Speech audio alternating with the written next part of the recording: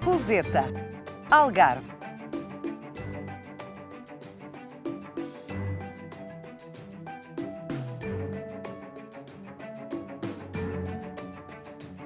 Cerca de 750 casas com os tetos em abóbada.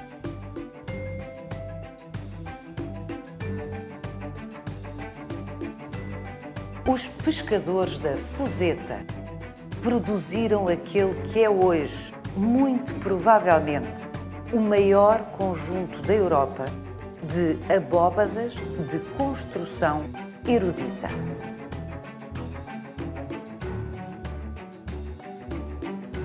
O mais curioso é que as abóbadas nas casas da Fuzeta foram feitas por populares para populares, arquiteturas sem arquitetos.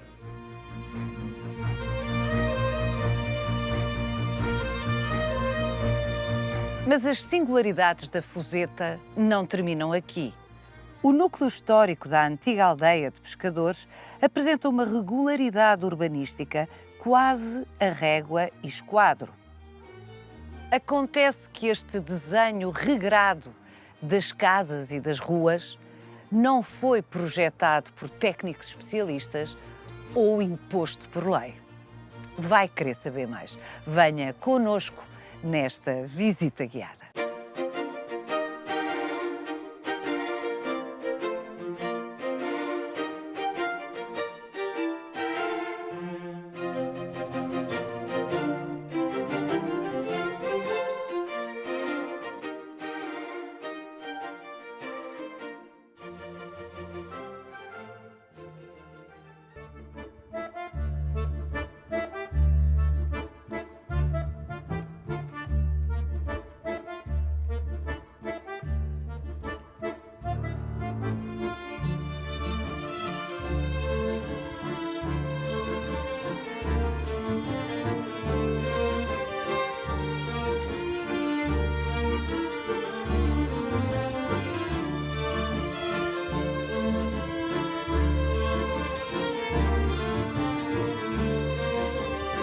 Olá, Dona Mercedes. Olá, Mafalda.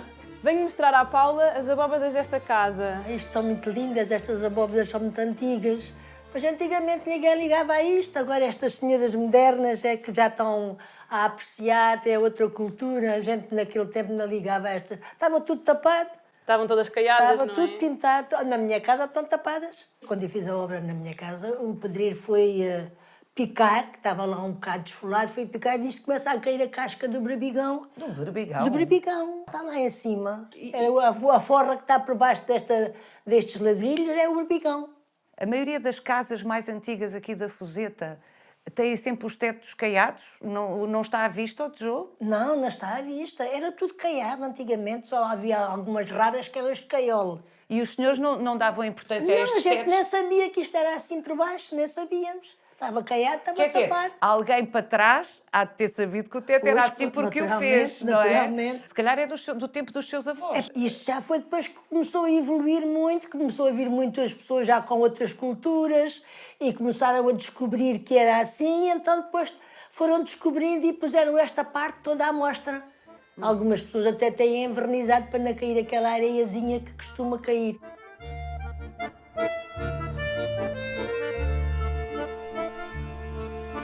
As pessoas aqui era só, vivíamos do mar, os rapazes acabavam a escola quando faziam a escola, porque também havia muito analfabetismo, e os que não faziam a escola iam logo para o mar. O meu irmão, por exemplo, com 9 anos já estava ao mar.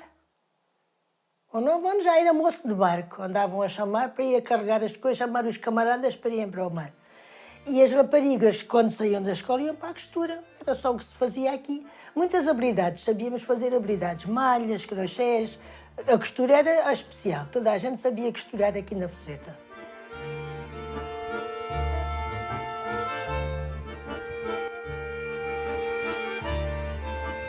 Depois veio a telescola e começou uma formação diferente e a cultura foi depois evoluindo. Mas a grande diferença foi quando começaram agora a vir muitos turistas a comprar casas. Exatamente, a grande diferença começou quando foi a evolução do turismo. A praia foi muito conhecida e começou a vir aí muita gente, isto é uma invasão, e compram as casas, e então têm outras culturas, outros conhecimentos, e foram descobrindo estas coisas que estavam tapadas, que a gente não estava, nem ligávamos, não sabíamos. Mas, Dona Mercedes, sabe uma coisa que eu aprendi com a Mafalda?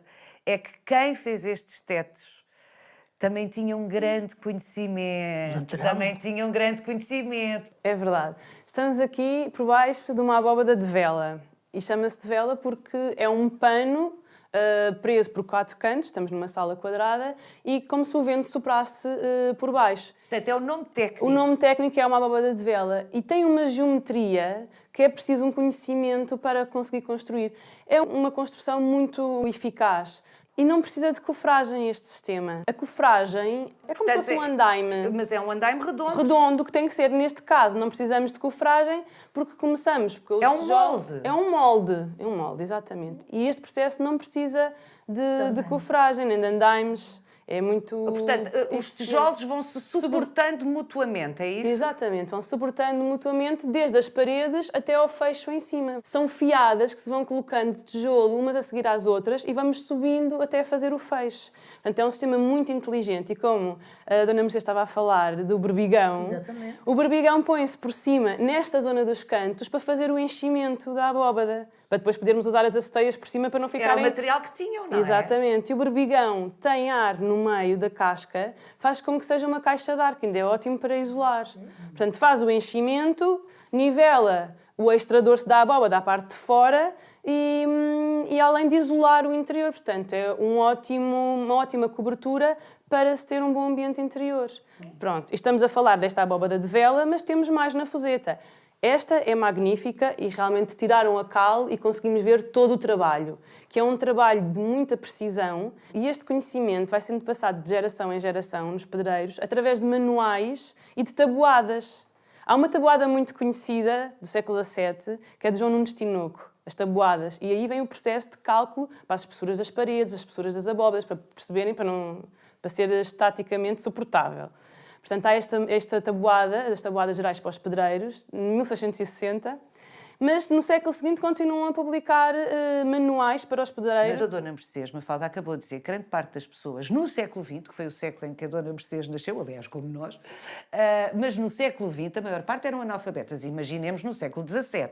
Mesmo que não soubessem ler estas tabuadas e estes manuais de construção, o procedimento passava de geração em geração via oral pelos seus familiares e os pais e os avós que tinham essa tradição. Mas os pedreiros e os carpinteiros eram uma classe informada neste sistema da construção. Portanto, muitos saberiam até ler estas tabuadas e estes manuais. Há um muito conhecido que é o Manual de Advertência aos que aprendem o ofício de pedreiro e carpinteiro.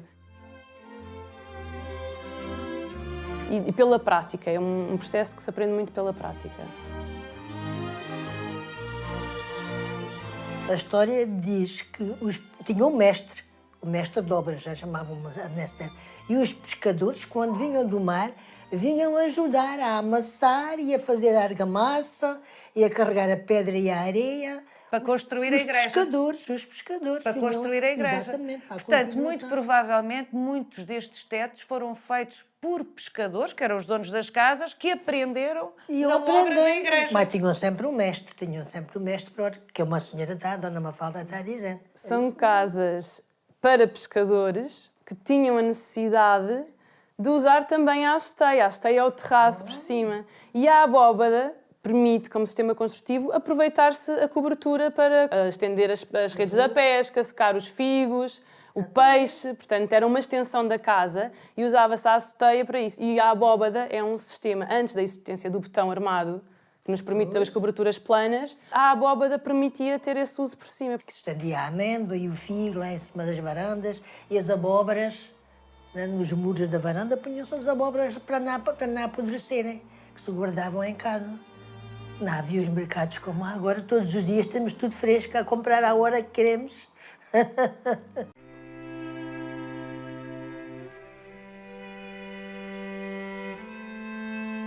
Dá-se esta circunstância de casas populares para pescadores construídas com técnicas sofisticadas que normalmente não se aplicavam às casas populares, eram mais a palácios e a igrejas. Dá-se este fenómeno.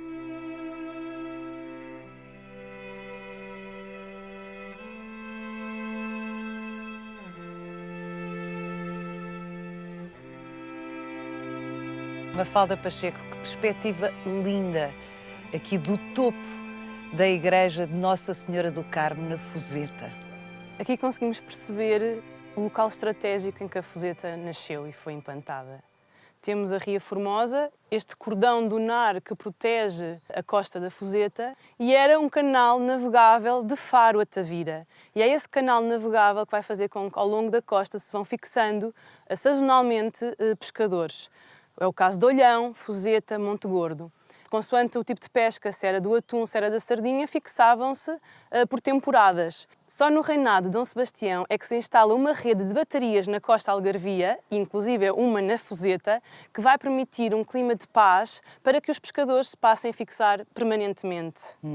Porque os piratas eram uma ameaça permanente. Era uma ameaça permanente. E é com este sistema defensivo que se torna possível a evolução destes núcleos pescatórios de forma permanente.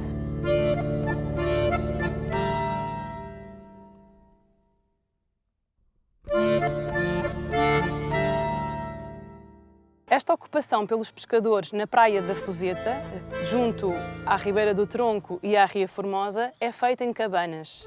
Cabanas de colmo, na zona mais baixa, na praia-mar, destacando-se do quartel ou da bateria que ficava numa zona sobranceira com ponto de vigilância. A partir destes dois pontos, um ponto de vigia e os pescadores, é que se começam a desenvolver as primeiras ruas e os primeiros eixos viários da Fuzeta, regrados e paralelos entre si. Estamos a falar de 3, 4 ruas. A Rua da Boa Vista, a Rua Direita, a Rua do Carmo. No século XVII surge a Capela de Nossa Senhora do Carmo, no sítio onde estamos agora, na igreja, que faz este triângulo entre igreja, militares e população. As memórias paroquiais da freguesia de Moncarapacho, de 1758, dão conta de uma Fuzeta de cabanas com 109 moradas de pescadores e uma capela. E só em 1802 é que a Fuzeta se torna uma freguesia independente pertencente ao concelho de Tavira.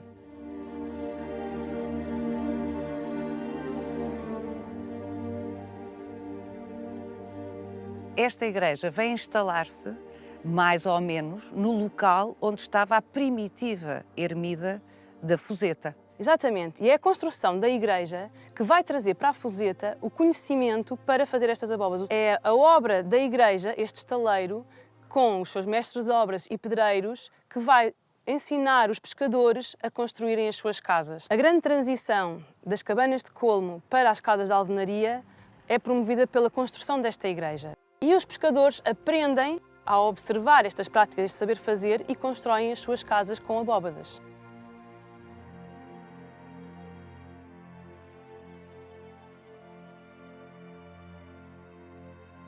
É uma igreja que terá começado, não se sabe bem, não é? A ser construída em finais do século XVIII. Está pronta mais ou menos em meados do XIX, leva um bocado de tempo a ser construída, como também era costume. E realmente é a primeira vez, devo dizer, que eu estou nesta posição de poder observar um telhado que segue exatamente a forma da abóbada interior. Estamos a ver o extradorso da abóbada de berço da nave central.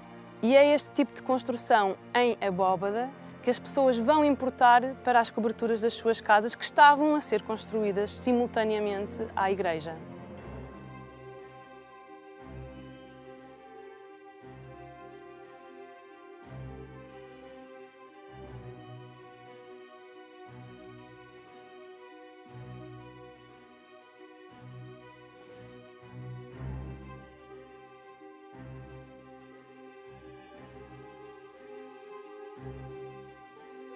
É surpreendente olhar para estas fachadas porque não adivinhamos de todo o que vamos encontrar lá dentro, estas abóbadas maravilhosas que temos estado a ver. Sim, é verdade. A fachada tradicional, mais corrente, 2 janelas e uma porta.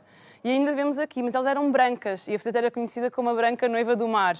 A Branca Noiva do Mar. A Branca Noiva do Mar. As pessoas foram alterando as casas, é normal. Portanto, as casas eram muito parecidas umas com as outras e sofreram alterações nos revestimentos, com os azulejos, com as janelas de alumínio. E quando vemos uma casa destas, não percebemos se o interior tem abóbadas ou não. Portanto, esta casa ainda tem as abóbadas intactas no interior. Há outras que mantêm a fachada tradicional e que no interior foi alterado. Substituíram as abóbadas por coberturas de betão. Ou seja, a Mafalda, para fazer a sua investigação, andou literalmente a bater a todas as portas da Foseta. Teve que ser a bater de porta em porta, a perceber que interiores é que se mantinham originais com a distribuição interior com as abóbadas.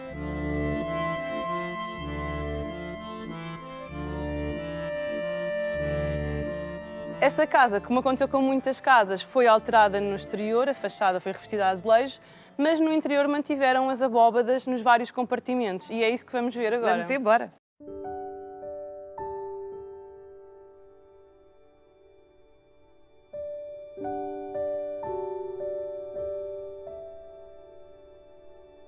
Paula, Uau!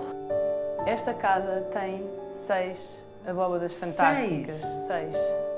Mas há um conjunto que é particularmente interessante que eu quero mostrar. São 2 quartos que foram unidos e eram as antigas alcovas.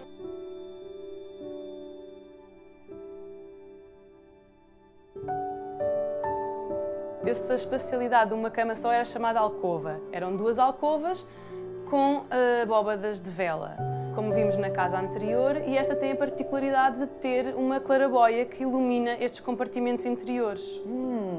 Que coisa tão, não só bonita, como bem concebida também sob o ponto de vista da funcionalidade. Já vimos que não há 2 abóbadas iguais, porque isto é um sistema de construção artesanal, obviamente, mas para além dessa dimensão artesanal, há tipologias diferentes.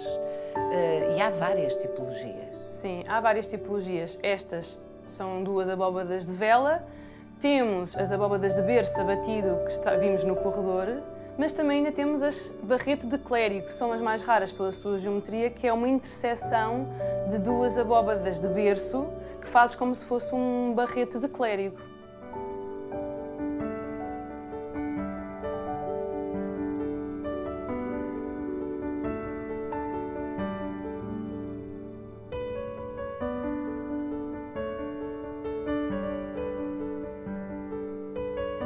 Os tetos assim descascados são lindíssimos e, mais do que bonitos, são interessantes. De facto, observar este engenho é incrível. Mas isto não foi concebido para ser assim. Não, elas foram concebidas para serem caiadas e terem essa camada que lhe confere um acabamento, uma resistência, para não se desagregarem estas areias com quem dá argamassa, portanto, dá-lhes uma consistência, ajuda a manter a temperatura interior, porque a cal teria os seus 2-3 cm de espessura, e ajuda também a uniformizar a superfície para ficar com um acabamento perfeito. Faz lembrar o fascínio pelas ditas gaiolas pombalinas, que as pessoas também muitas vezes agora deixam à vista. Não era suposto, não é? Não era suposto. Portanto, a Cruz de Santo André era suposto ser uma parte estrutural que depois era revestida também com um acabamento.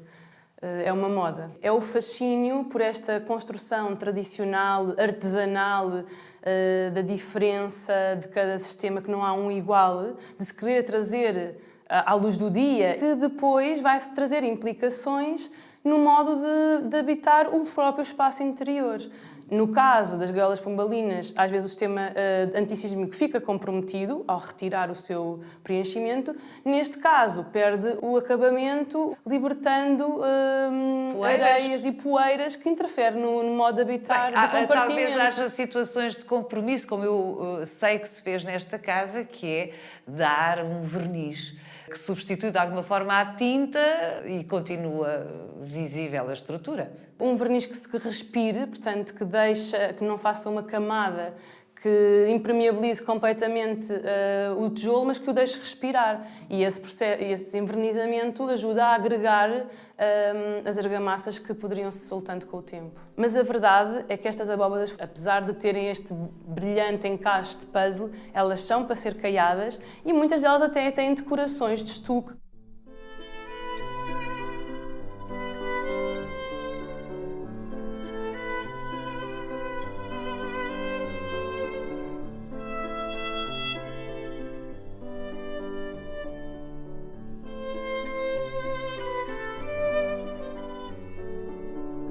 Vemos as fotografias de há 50 anos e quase não reconhecemos a Fuseta. 750 abóbadas na Fuseta. Como é que chegou a este número? Temos que pensar que cada casa pode ter umas 5 abóbadas, como já vimos. E todo este núcleo histórico era feito com casas com abóbadas. E na investigação contabilizei o número de abóbadas que ainda resistem, apesar destas alterações. Ainda é visível uma clareza no desenho urbanístico, isso resistiu às transformações, que é inusitada, sobretudo no litoral algarvio. É uma persistência do loteamento e da regularidade das ruas. Este desejo de fazer casas uniformes e standards na fachada foi promovido pelo loteamento também ele regular. Estas ruas, as iniciais, que iam desde a Bateria até às Cabanas de Pescadores, a Rua Direita e a Rua da Boa Vista, deram um mote de regularidade para as restantes ruas que foram aparecendo. Esta regularidade das ruas foi, para além disso, reforçada pelo loteamento das chamadas 5 varas de frente que se mantiveram e que deu a regularidade às fachadas das casas. É preciso dizer que estamos aqui relativamente próximo de Vila Real de Santo António, que é de facto desenhada à régua e esquadro, mas é desenhada à régua e esquadro pelos engenheiros do Marquês de Pombal, a seguir ao terremoto de 1755. As pessoas pensam no terremoto de 1755 e pensam em Lisboa, mas muitas partes do país foram afetadas. O Algarve foi afetadíssimo e Vila Real foi redesenhado, reerguido, mas por especialistas. Os engenheiros militares estavam por aqui, Vila Real de Santo António, a Bateria da Fuseta, mas esta regularidade não vem de Vila Real de Santo António, não há contaminações. Esta singularidade do urbanismo remonta à primeira implantação das cabanas, que por si já era regular. Na Fuseta houve claramente o gosto popular pelo regular.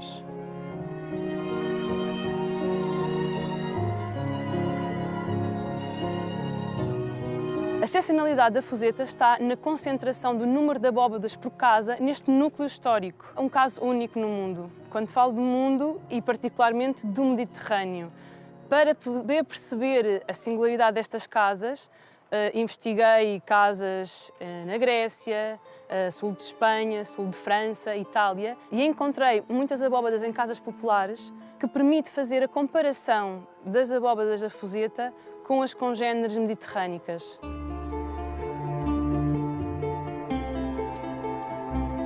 Todo o sistema construtivo é diferente. São abóbadas feitas com pedras vulcânicas, com umas geometrias mais ou menos parecidas à abóbada de berço, diferem das da Fuseta, porque as da Fuseta são mais sofisticadas e mais complexas na sua construção. O ponto de partida foi a igreja que se construiu aqui.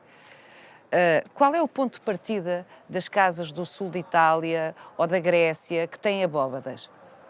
São pontos de partida diferentes? Este saber de construir em abóbada é um conhecimento que chega à Península Ibérica através do Império Romano e também pelo conhecimento bizantino. Há um cruzamento de saberes de duas culturas, por um lado de abóbada de tijolo, por outro lado de abóbada de pedra, mas há um saber que fica e perdura ao longo dos séculos, que depois teve evoluções locais de acordo com as condições e a disponibilidade dos materiais em cada local. E na Fuseta, a singularidade é que já se chegou ao século XIX num período de transição para outros sistemas construtivos e outras tecnologias, que, como vimos, aqui na Fuseta esses conhecimentos foram apreendidos com a construção da igreja.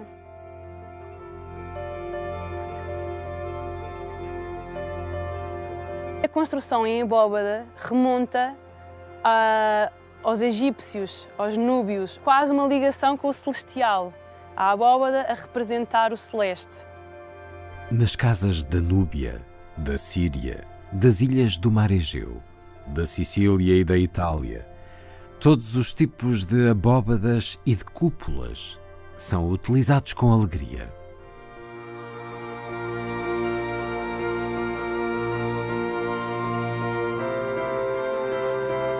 Siga-nos no Instagram, no Facebook e na nossa página onde pode rever este e os outros Visita Guiada.